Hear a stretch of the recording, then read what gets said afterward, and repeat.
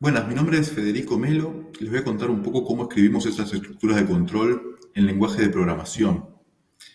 Estábamos viendo con Mauro que a veces el programa, por ejemplo el juego de la memoria, tiene que tomar una decisión sobre si ejecutar o no algunas de las instrucciones. Entonces vamos a ver qué formas tenemos para introducir esa decisión en el código. Como nos contaba recién Mauro, para crear una estructura de control necesitamos, primero que nada, una palabra clave reservada por el lenguaje. En este caso, la palabra es if, que significa sí en español. Aquí tenemos un ejemplo escrito en Blockly y vamos a analizarlo.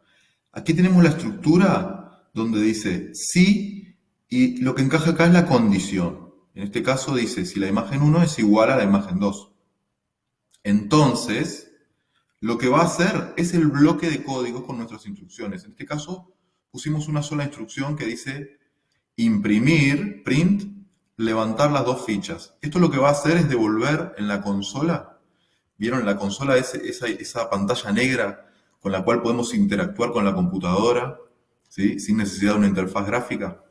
En la consola, este programa nos va a devolver levantar las dos fichas, ese texto. ¿Sí? Lo que tenemos que ver acá es que, por más que es algo que vamos a profundizar en el siguiente módulo, pero lo que hicimos acá es atribuirle a esta etiqueta que dice imagen 1 un valor. Lo pusimos entre comillas porque es un texto. Y a la imagen 2 le atribuimos el valor pera igual que a imagen 1. En este caso, como son iguales los valores que tienen las dos variables, esta instrucción se va a ejecutar. Si pusiésemos en vez de pera en alguna de ellas otra palabra, no coincidiría y la instrucción no se ejecuta. Acá vemos el mismo ejemplo ya en código, en dos lenguajes diferentes, ¿sí? JavaScript, y vemos que es exactamente lo mismo que vimos en el bloque. Creamos una variable que se llama imagen 1 y le atribuimos un valor, en este caso p. A la imagen 2 le atribuimos otro valor que es igual en este caso, pero podría ser distinto. Y en ese caso el bloque de código no se ejecuta. Aquí tenemos el mismo ejemplo en Python y van a ver que es prácticamente idéntico. Cambian algunas cuestiones de la sintaxis. Por ejemplo, no tenemos que poner la condición entre paréntesis, simplemente al ponerla después de la palabra if, entiende que es la condición. No se utilizan llaves, ¿sí? Pero aquí la indentación, que es este espacio que le damos, la sangría, ¿sí? Es necesaria, es importante, porque Python utiliza la sangría para entender que una instrucción está dentro de otra estructura, ¿sí? Aquí podríamos haber obviado la sangría, pero queda más fácil de leer si la utilizamos. Lo importante en JavaScript son las llaves que determinan que después de la condición vienen el bloque de código con las instrucciones que queremos ejecutar en el caso de que la condición sea verdadera. Ahora, hay otra estructura más que podemos utilizar para decirle a la computadora qué hacer en el caso de que la condición sea falsa. Habrán notado que hay una diferencia entre estos dos ejemplos. En el ejemplo que escribimos en JavaScript, le atribuimos el valor pera a ambas variables. Por lo tanto, imagen 1 va a ser igual que imagen 2 y la instrucción, imprimir en la consola la frase levantar las dos fichas, se va a ejecutar. En el caso del ejemplo en Python, como le atribuimos valores diferentes a las variables, no se va a ejecutar este bloque de código. Ahora bien, siguiendo con el ejemplo, pensemos que en el caso de que la condición sea falsa y no tengamos que retirar las fichas, igual tenemos que hacer algo y es volver las fichas a la posición original. Entonces tenemos una estructura de control para eso. O la misma estructura de control le podemos agregar una variante que es el si no. En este caso, utilizando otra palabra clave, podemos agregar otro bloque de código para cuando la condición es falsa. Fijémonos en este ejemplo que está escrito en Blockly. La única diferencia con la estructura if es que aparece esta otra palabra que dice else. Esta es la palabra clave para si no en todos los lenguajes. Y esta es la instrucción que va a ejecutar en el caso de que la condición sea falsa. En este ejemplo, como durazno no es igual a pera, la instrucción que se va a ejecutar es imprimir esta frase, colocar fichas con la imagen hacia abajo. Veamos el lenguaje de programación. Entendemos que la estructura es muy similar a la que vimos antes, solo que aquí le agregamos la palabra clave else, ¿sí? Que es igual tanto en JavaScript como en Python. Y en este caso se va a ejecutar esta instrucción en el ejemplo de JavaScript. Y no la instrucción que dice levantar las dos fichas, porque la condición es falsa. En el ejemplo de Python, la condición es verdadera, porque le pusimos el mismo valor a las dos variables. Entonces se va a ejecutar la primera instrucción y no la segunda, donde dice else. Existe otra posibilidad con esas estructuras, sí, donde podemos agregar otras condiciones en el caso de que la condición inicial sea falsa.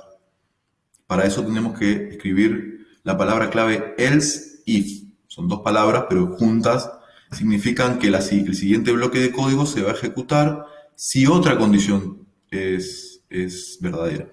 Podemos agregar más condiciones.